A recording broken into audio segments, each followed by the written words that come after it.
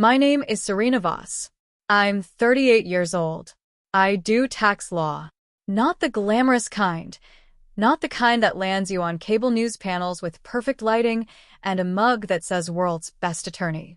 The kind where I sit across from people who are 4 months behind on their mortgage, and I find them a way to breathe. I drive a 19 Volvo XC60. I bought certified pre-owned, and I paid it off in 22 months. I have 2 kids, Mila, who's 11, and Theo, who's 7. Shared custody since the divorce. I take them every Wednesday and alternating weekends. I have never, not once, been late to pick them up. Not even the Wednesday. My appendix was acting up, and I drove to the school with one hand on the wheel and one hand on my ribs. I still showed up. That's the kind of woman I am. Or was. Depending on where in the story you're standing. On paper, I look completely fine. A woman who figured it out. Decent salary, good credit, a condo with art on the walls. I actually chose kids who are fed and weird and kind. But underneath that, underneath the tab, a slots into slot B version of my life, there has been a version of me running on borrowed fumes for 17 years. The version who learned at age 9 that the safest way to move through her family was to make herself indispensable and to never, ever be a burden. That version of me, the one who smiled while handing over a credit card, the one who said of course and no worries and I've got it. She died on a Saturday night in November at a restaurant with a 3-week reservation wait and candles that cost more than my first car payment. I want to tell you exactly how it happened. Every detail. Because the details are where the real story lives. I grew up the oldest of 3 in a house outside of Columbus, Ohio that was just big enough that no one ever had to be alone, but just crowded enough that no one ever actually had privacy. My mother, Darlene, is a small woman with a loud voice and a louder silence. She speaks 2 languages, warmth and guilt, and she switches between them with the precision of a woman who has practiced her whole life. My father, Leonard, is the kind of man who's charming to everyone who doesn't have to live with him. He tells stories at dinner parties that end with everyone leaning forward. He once left us in a motel in Dayton for 6 hours while he ran an errand. That turned out to be a poker game. But God, could he make a room laugh? Then there's my younger brother Marcus, 34, who has the energy of someone who's never once been told no, and the financial history of a man who's never once heard the word consequence. He is perpetually in between things, between apartments, between jobs, between relationships, between the version of himself he's about to become and the version he was last Tuesday. He's gorgeous in the way people who've never been held responsible tend to be. Loose. Easy. Grinning. His girlfriend, Petra, is 26 and has the specific kind of confidence that comes from never having paid a bill in her name. And then there's my younger sister, Cynthia, 31. Cynthia is the baby of the family in every sense. She has the energy of a house fire and the accountability of a fog machine. She has a degree she doesn't use, a talent for ceramics she's never monetized, and an extraordinary ability to make every financial crisis feel like something that happened to her rather than something she caused. Her husband, Derek, is the kind of man who refers to money as an energy and means it without irony. My parents raised us in a house where love was expressed through proximity and obligation. You showed up. You helped out. You didn't ask questions. If you had a problem, you managed it. If someone else had a problem, you solved it. The hierarchy was unspoken but immovable. Mom needed peace. Dad needed an audience. Marcus needed a soft place to land. Cynthia needed a rescue. And I needed to be strong enough to provide all 4 simultaneously, without complaint. I was very, very good at it. I was so good at it that by the time I was 17, I had a notebook, an actual physical notebook, where I tracked what I had lent to whom and when, not to collect it. I think some part of me already understood I'd never collect it. I tracked it so I could feel like there was a system. So I could feel like what I was doing had an order to it. Like it wasn't just chaos I was absorbing. I tried to tell my ex-husband, James, about that notebook once. He got very quiet and then said, "Serena, that's not a daughter thing. That's a wound trying to have a filing system." He was right. He was often right, which made the divorce both easier and more devastating than I expected. Let me give you the ledger. Because you need to understand the scale before you understand the dinner. At 20, I wired my father $600 when his bank account was frozen over a dispute he couldn't explain on the phone. I was a junior in college eating ramen 3 days a week. At 23, I co-signed an apartment lease for Marcus because his credit history looked like a Jackson Pollock and no landlord on earth would take the risk without a responsible adult attached. He lived there for 11 months. Left 3 weeks before the lease was up, and I fielded the landlord's calls about the carpet for 4 months after. At 26, I paid my mother's car note for 7 months while she was between jobs. 7 months. I was making $44,000 a year as a first-year associate billing 12-hour days. Not once did she say thank you. She said, "You're such a good girl," and I said, "Of course, Mom," and we both understood those sentences to mean the same thing, so neither of us examined them too closely.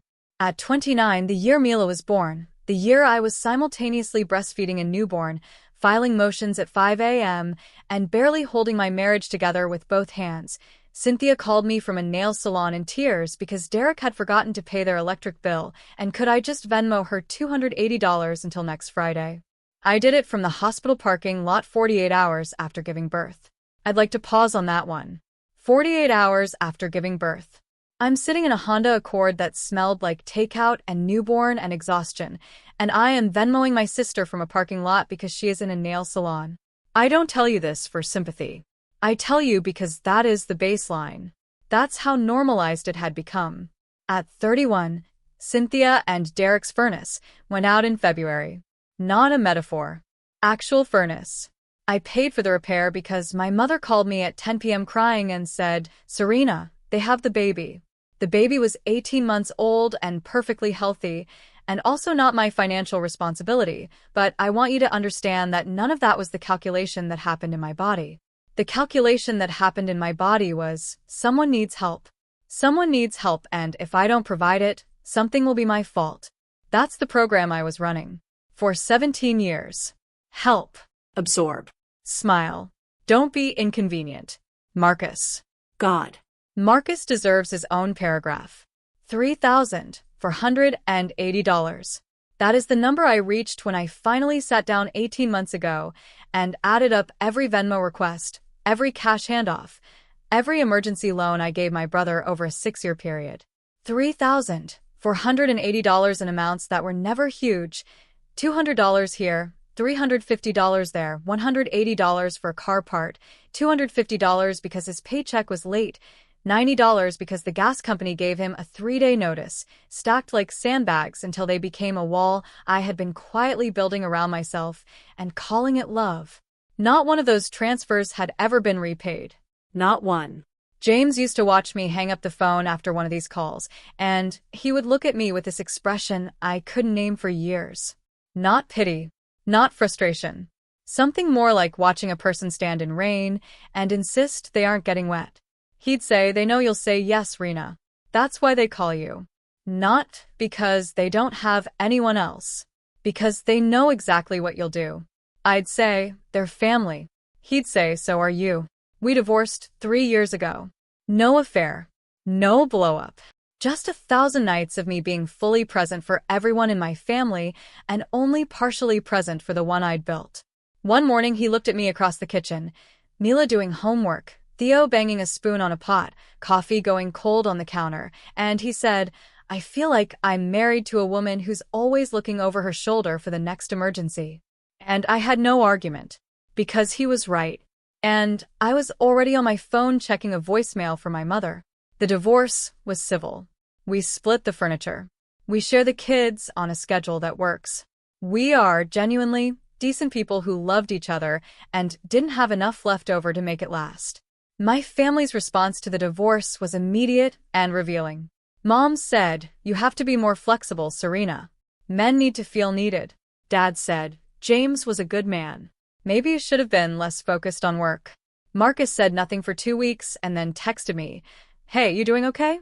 Can you Venmo me $175? Petra's check bounced. Cynthia called and listened, genuinely listened, for about 11 minutes, which was honestly a personal record. Then she said, "You know what would make you feel better? Redecorating your bathroom. Derek can do it, he's really good at that now. Also, can you send $300? We're a little behind on the HOA. I sent it. I don't know why. By that point, the sending had become so reflexive it barely even registered as a decision. James, when I told him about it later at one of our co-parenting check-ins, looked at me for a long moment. He said, Rena, you sent your sister $300 the week your divorce was finalized.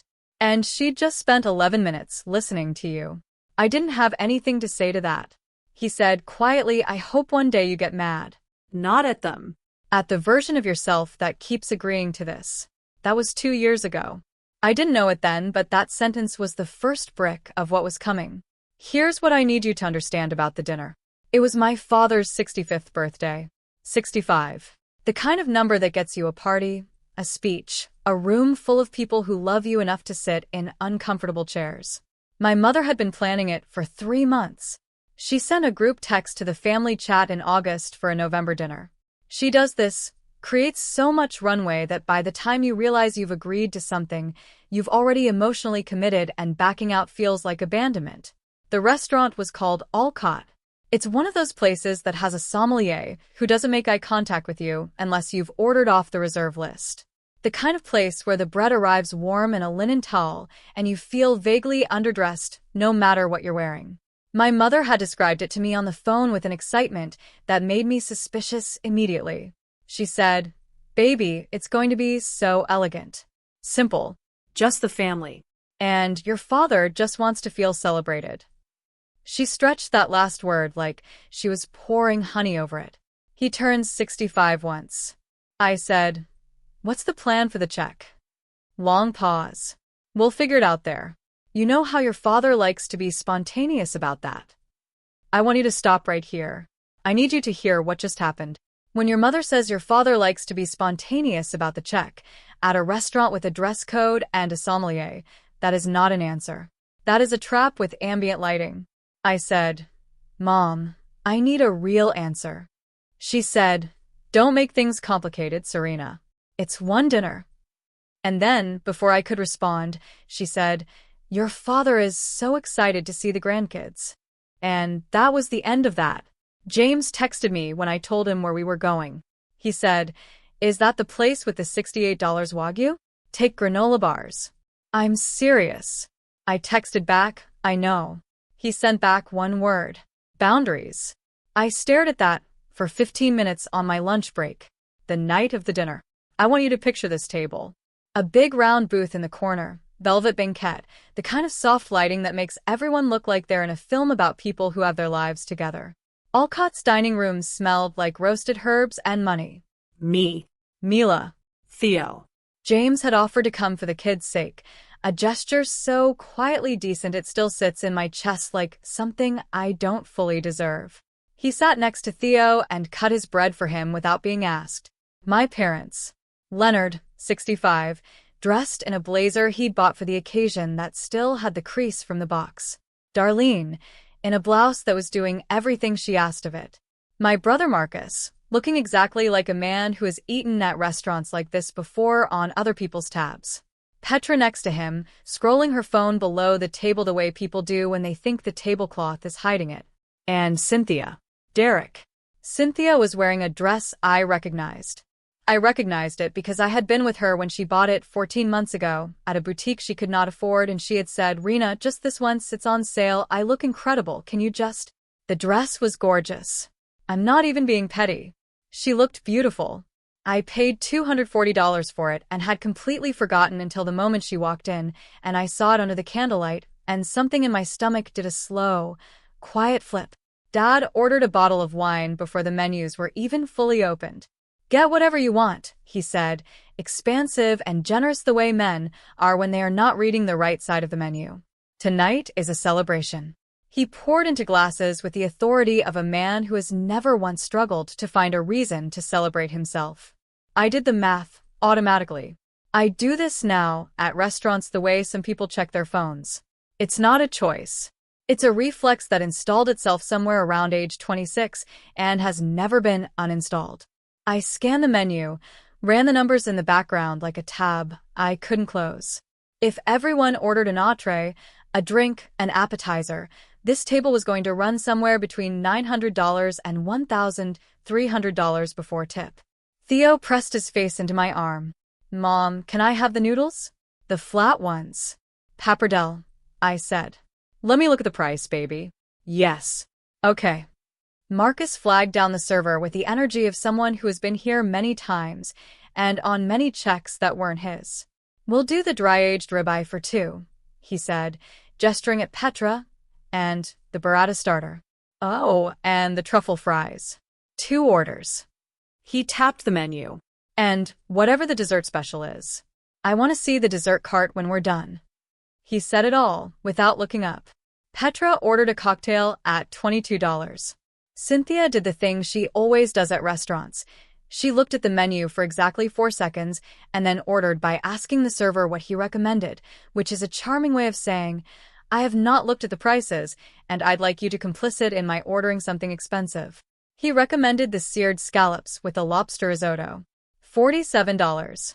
She said, perfect. We'll do 2 of those. Oh, and Derek likes the Caesar, the big one. She said, will do, and Derek likes, with the easy authority of someone who has never once actually been handed a final bill. I watched all of this the way you watch weather come in. Steady, aware. Then the bread basket arrived. And next to the bread basket, I want you to see this. 2 matte black shopping bags with tissue paper nestled at the tops. Handles looped over the back of Cynthia's chair. Branded. Alcott branded. The kind of takeout packaging that costs the restaurant $1 per bag and that they charge you 4 times that for on the itemized receipt. They had ordered food to take home. Before the meal had even started. At a 65th birthday dinner for our father. They had pre-ordered takeout. For themselves. At the table. Mila noticed it first. She's 11, so she notices everything and says nothing in the way children do when they've already figured out adults are complicated. She looked at the bags, looked at me, said nothing. Theo is 7.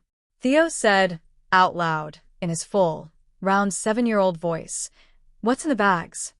Cynthia looked down at him with a smile that was genuinely warm in the specific way that makes it worse. Oh, those are for home, sweetie. I ordered some things ahead because we'll be out late and Derek's boys are with us this weekend and they get picky about restaurants. Her boys. Derek's sons from a previous relationship, 8 and 10, who were back at their house with a babysitter. She had ordered them takeout. At this restaurant. At this table. At her father's 65th birthday dinner. For children who weren't even present. James, very quietly and without looking up from Theo's bread, picked up his water glass and took a careful sip. The kind of careful that means he is actively deciding not to say something. Mila looked at Theo. Theo looked at the bags. He's 7. He's old enough to understand that the bags mean someone somewhere is already eating. He's young enough that it lands in him clean, without armor. I breathed. In through the nose, out through the mouth. I watched the table settle back into conversation. Dad holding court about a golf trip. Marcus nodding at the wrong intervals because he wasn't listening. Darlene laughing at everything with the volume of a woman who needs this evening to go well. I breathed again. Then Dad did it. He reached across the table, past the bread, past the centerpiece, past my daughter, and he pointed at Mila and Theo with the hand holding his wine glass. A small gesture. Careless. The way you'd wave at a parking attendant. You know, he said to the table, not to them, about them. You don't need to order the kids anything off the actual menu. James, what do they eat? There's a kids section. He tapped the menu without looking at it. Grilled cheese is $14. Get them that and call it a night. No point in loading them up on this food. He said this food the way you'd say this neighborhood. Feed them when you get home. He laughed. It was the laugh of a man who has always been the loudest person in a room and has confused that with being right. Marcus said, smart. They'll be asleep by the time you get home anyway. He raised his glass. Rookie move, ordering heavy for kids at a late dinner. Derek said nothing. He was looking at his phone now, tilting it slightly so Cynthia couldn't see. Petra was still below the table with her own phone. My mother was looking at me with her tight, calibrated smile. The one that says, don't. Not tonight. Let it go. Let it be what it always is. And I looked at Mila. 11 years old. Sitting perfectly straight because she does that now. She's gotten very straight-backed this year in a way that looks like dignity, but I know is armor. She was looking at the tablecloth. Not sad. Not angry. Something flatter than both of those. The look of a child who is deciding whether or not to feel a thing. And I looked at Theo. 7. My round-faced, loud-laughing, pasta-loving son, who had been so excited to come to a fancy dinner that he'd asked me twice on the drive over if he needed to use a British accent. He was looking at the black takeout bags. Then at his grandfather. Then at his shoes. Something inside my chest went absolutely, completely still. Not hot. Not fast. Still. The kind of still that comes right before a very large, very quiet decision. Stop. Are you still with me? Good. Because here's where it gets real. The server materialized at my elbow with his professional smile and his small leather notepad. Are we ready to order? Or do we need another moment? I looked up at him. I stood up. My chair scraped the floor. It was a particular sound in a quiet room. Not loud, but final. Like a period at the end of a very long sentence. The table went slow and thick with silence the way things do when people realize the energy in a room has just rearranged itself. Could we do separate checks, please? I said.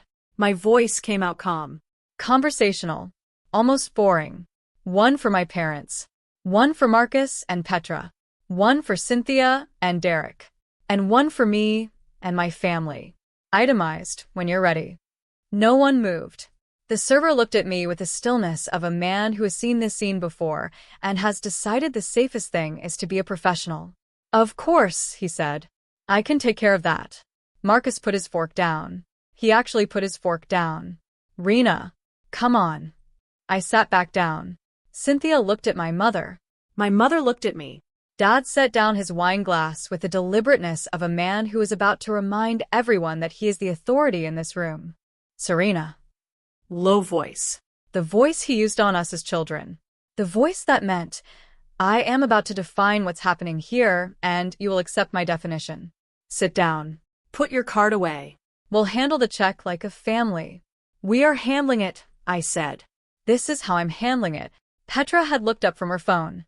Cynthia said, what is happening right now? She's making a scene, Marcus said. Not angry. Amused. The way he gets when he thinks something will resolve itself in his favor. James did not say anything. He reached across and put his hand over Theo's hand on the table. A small, solid gesture. Theo looked up at him. James gave him the smallest nod. I'm here. It's okay. I looked at my father. You just told my children to order off the kids' menu to save money.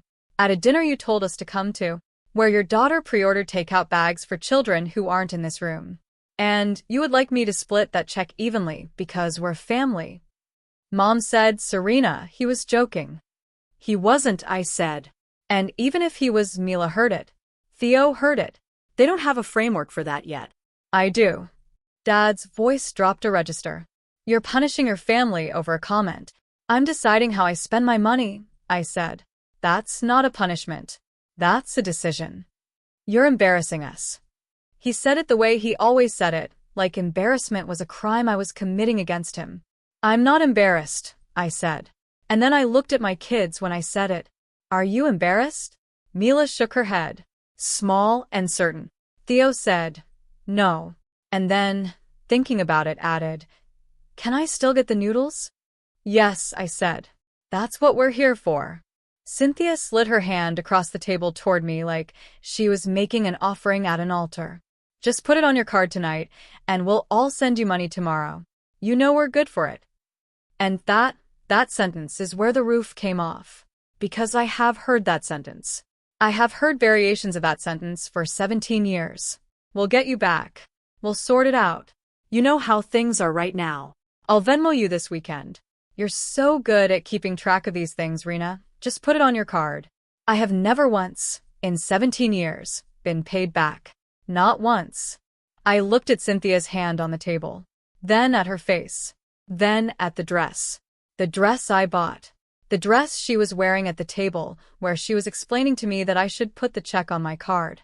I said, no. One word. No explanation attached to it. Just the word, freestanding, not looking for permission. The kind of no that doesn't need scaffolding because it was built on 17 years of yes that were never free. Cynthia blinked. So that's it? You're just doing this here? Tonight? On Dad's birthday? I'm not doing anything to his birthday, I said. His birthday is fine. He's 65. He's healthy. There are people who love him in this room. That's a birthday. I'm choosing how I spend my money inside that birthday. Those are two different things. Marcus leaned back in his chair. He crossed his arms. He said, "Man, okay. Here we go." Dad looked at me the way he has looked at me my whole life when I have disrupted what he needed me to be. Like I had changed the rules of a game mid-play. Like the problem wasn't the game, it was me. He said, "You are punishing this family for things that happened years ago." And I said, "No. I'm responding to what happened 4 minutes ago. When you pointed at my children and told them they weren't worth a real meal at this table." The room went very quiet. Even the ambient sound of the restaurant seemed to understand. I said, and I want to be clear, there was no heat in my voice, no tears, no performance. It was the steadiest I have ever sounded in my life. I've covered a lot of checks at this table. I've co-signed on accounts I'm still receiving mail about. I paid your car note for 7 months, Mom. I paid Cynthia's furnace in February. I've sent Marcus over $3,000 in emergency transfers over 6 years, and I have not been paid back a dollar of it. I have Venmoed amounts that were never large enough to feel outrageous, but were consistent enough to hollow something out. I'm a tax attorney. Reading the fine print is literally my profession. And the fine print of this family is that my yes was never appreciated. It was expected. I'm not a backup account. I'm not an emergency fund. I'm not the responsible one who can just absorb the bill and go home in silence and call it love. I paused. Tonight, I'm somebody's mother. And that's the job I'm doing. Cynthia said to my mother, under her breath, but not quietly enough, "She'll back down." She always backs down. My mother did not respond. She was looking at me with an expression I had never seen on her face before. Not anger. Not the guilt flipping she usually deploys. Something quieter. Something that looked almost like recognition. The server returned. Professionally. With 4 separate folded checks arranged in a small leather portfolio, like a very expensive game of cards. He set them down without drama. "Whenever you're ready." I signed mine. $94, including 2 pastas, one with brown butter and sage for Mila, one plain with Parmesan for Theo, because Theo is 7 and truffle is not the hill I'm choosing, 1 glass of wine for James, and my own salmon. Reasonable. Dad looked at his check for a long time. He slid it toward me, with 1 finger. Not a push. A deliberate, chess game final move slide. 1 chance. 1 finger. Last offer. I did not touch it. I helped Theo with his jacket zipper because it always sticks at the top. I reminded Mila she had her phone in her coat pocket, not her bag. James stood and put his hands in his pockets, easy and quiet, that particular brand of steadiness that I did not appreciate enough when we were married and that I see very clearly now. Mom said, "You're walking out on your father's birthday." I said, "I'm walking out with my children." Dad said, "You'll regret this." I said, "I used to think I would. Every time I almost did it before, I was so afraid I'd regret it. Turns out the only thing I regret is how long it took." I put 1 hand on Theo's shoulder, 1 hand on Mila's back. We walked out through the heavy glass door into November. The air was cold and specific the way November air in Ohio is cold. Not cruel, just honest. Like it has no reason to pretend to be anything else. In the car, Theo buckled himself in, which he's been insisting on for 3 months because he feels very strongly about doing things himself. He looked at me in the rear-view mirror. "Mom." "Yeah, bud. That was a lot." "Yeah," I said. "It was." "Are we in trouble?" No, sweetheart. "We're in a different chapter." He thought about that for a moment. In the back seat, Mila was looking out the window at the parking lot, her breath fogging the glass slightly. Theo said, "Do chapters of pasta?" "The best ones do." James followed us out of the lot and texted me at a red light. "You okay?" I texted back. "Yeah." He sent back, "Good." That took a long time coming. I stared at that in the left turn lane until the light changed. The morning after. My phone was a 5-alarm emergency that had been going off since approximately 11 p.m. By the time I woke up at 6:30 to make breakfast, I had 37 text messages, 19 missed calls, and the family group chat had gone from "Happy Birthday, Leonard" balloon emojis to a multi-threaded crisis that would have impressed a crisis communications firm. Cynthia had called 4 times. Sent 3 voice memos. The voice memos were not short. My mother had sent 7 texts that escalated from "Serena, call me to please, I need you to understand what you did tonight," to a final one, sent at 1:14 a.m., that said simply, "Your father cried." I made pancakes. Mila set the table without being asked. Theo contributed by putting the syrup in the center so everyone can reach it, which he announced with the gravity of a UN peacekeeping initiative. We ate in our pajamas at my kitchen table, which has a scratch on the left side from when Theo drove a toy truck into it 18 months ago, and I never replaced it because I actually love the scratch. It makes the table feel like mine. At 9:15, Mom called. I picked up. She went through her catalog. First there was softness. "Baby, your father didn't sleep." Then there was disappointment. "I raised you to be a person who shows up for family." Then there was the historical record. "She always deploys when she needs leverage." Everything we sacrificed. Everything we gave. Then, finally, the oldest pressure point of all. "Your brother and sister need you. They struggle. You've always been the strong one." I listened. I didn't argue. I didn't defend. I had learned somewhere in the last 30 hours that there is a kind of listening that is not agreement, and that my mother has always taken my silence as consent, and I was done letting those be the same thing. When she said, "Your father wants an apology," I said, "I won't be giving one." When she said, "He wants the emergency credit card back, the one you put him on 2 years ago," I said, "I'll cancel that today." Long silence. That's vindictive. It's accurate, I said. I should have done it 2 years ago. I was too afraid to. That's on me. She hung up. Dad texted in 6 separate messages. The first 5 were variations on, "You humiliated your mother. You embarrassed this family. You don't know what real struggle looks like. Be an adult." Then, 45 minutes later, a 6th message. "The gutters are full. You said you'd bring that extension ladder over in the fall. Bring it whenever." I read that thread 4 times.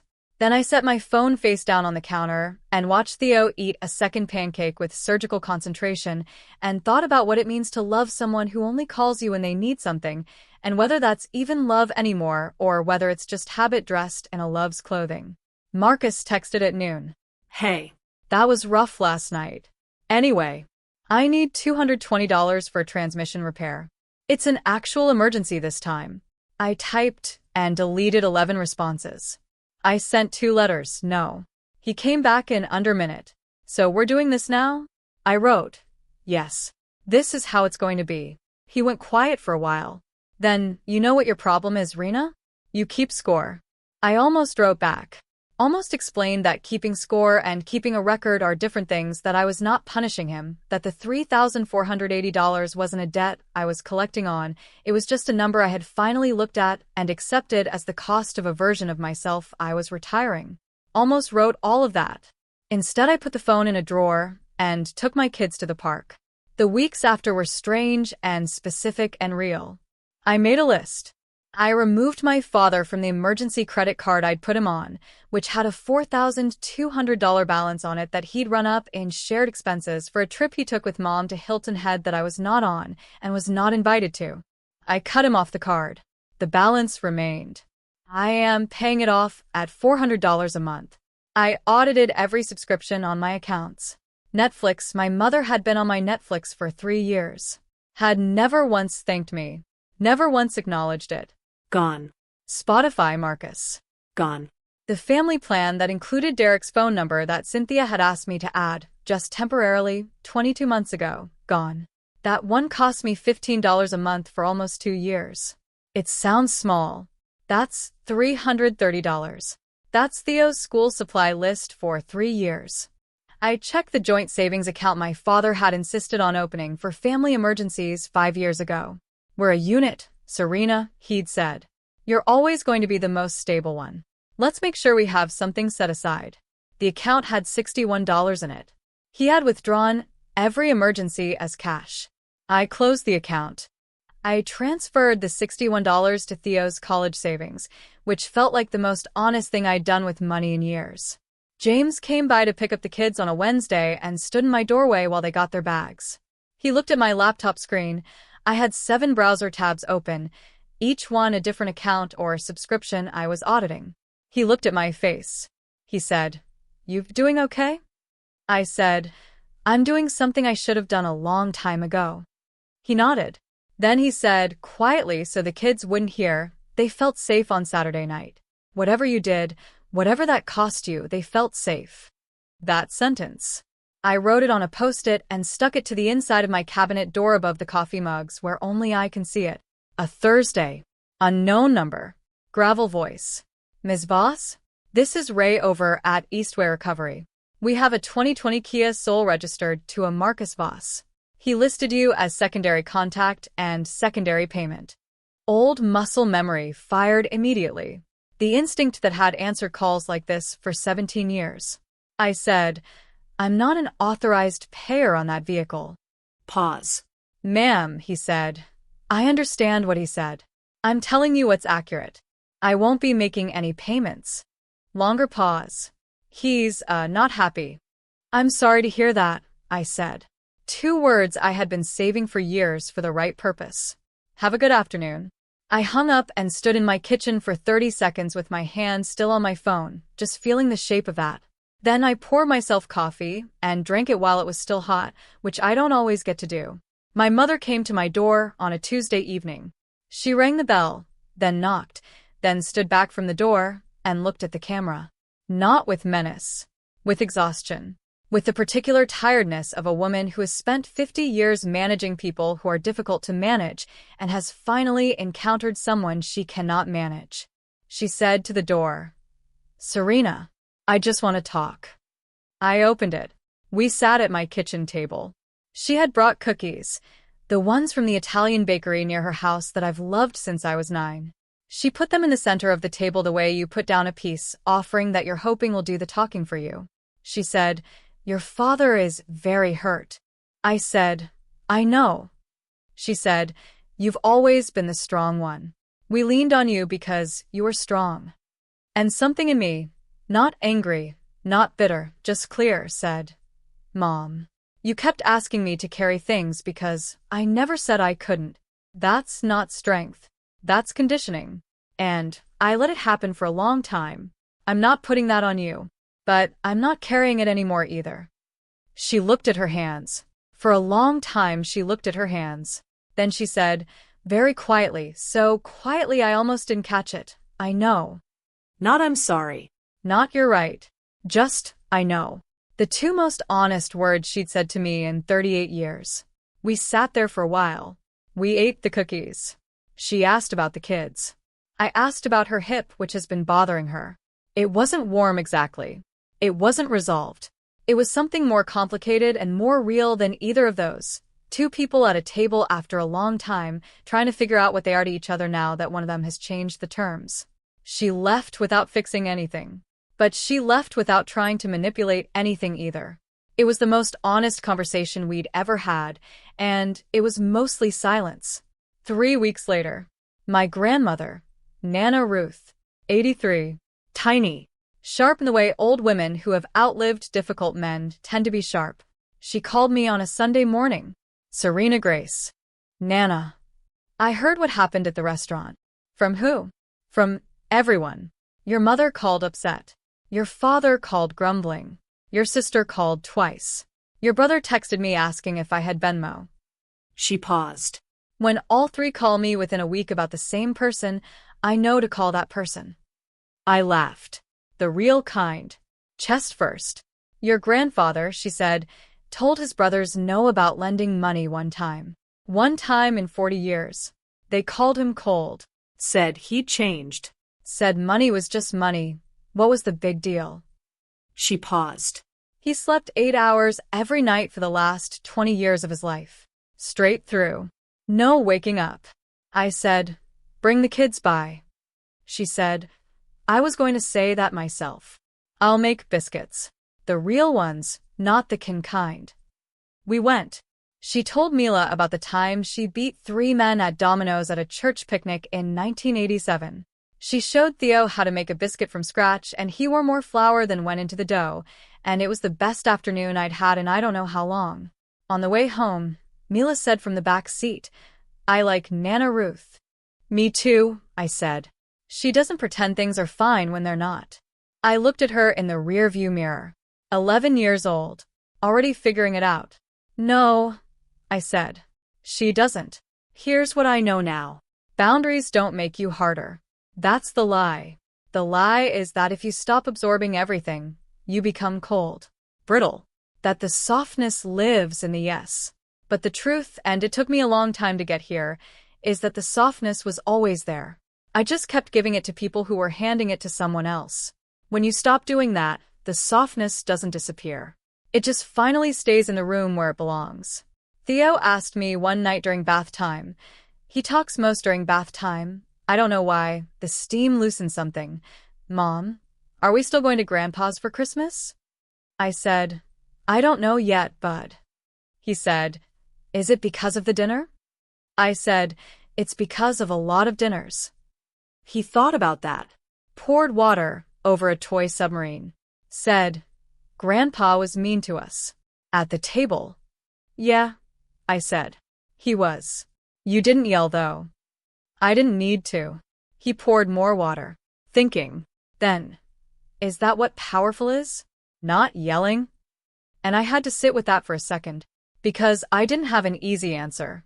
I said, "I think powerful is knowing what you won't do anymore. And meaning it." He nodded like that made total sense. Then, "Can we have pancakes tomorrow?" "Always." Mila drew a picture the week after the dinner. She's an artist. Always has been, since she was 3 and started drawing horses on every receipt in my purse. She drew the dinner table. From above, like a bird looking down. On one side of the table were 2 black shopping bags, square and full. On the other side were 4 stick figures, me, her, Theo, James sitting close together, plates in front of us. Between the 2 sides was a line. Bold. Crayon. Red. She stuck it on the refrigerator next to her school calendar. Both are still there. This is not a story about punishing my family. I want to be clear about that. I don't hate them. I don't want their suffering. Some part of me still watches the phone when it rings and feels something, not obligation anymore, but something adjacent to hope. Hope that one of them calls just to call. Not because they need something. Just to say, "Hey, How are you?" I've been thinking about you." Just that. But I have stopped making that hope my project. I have stopped waiting for their growth to give me permission to have my own. Here is what I am. I'm a tax attorney who is very good at reading fine print. And the fine print of the family I was born into says, in very small letters at the bottom of every page, your reliability is not being appreciated. It is being consumed. And the fine print of the family I am building, the one with 2 kids who eat pasta at restaurants that cost something and ask smart questions and sleep soundly in their beds, says something different entirely. It says, you're home. If someone in your life treats your dependability like a natural resource they didn't have to earn, if your yes has become their oxygen and your no is a betrayal, this is for you. You don't have to leave loudly. You don't have to write a speech or make a scene or wait for them to understand. You just have to mean it when you say no. Not explain it, not justify it, not wait for their permission to mean it. Just know. The whole foundation of a different life is built on that one word, said clearly and not taken back. That's all. That's the whole thing.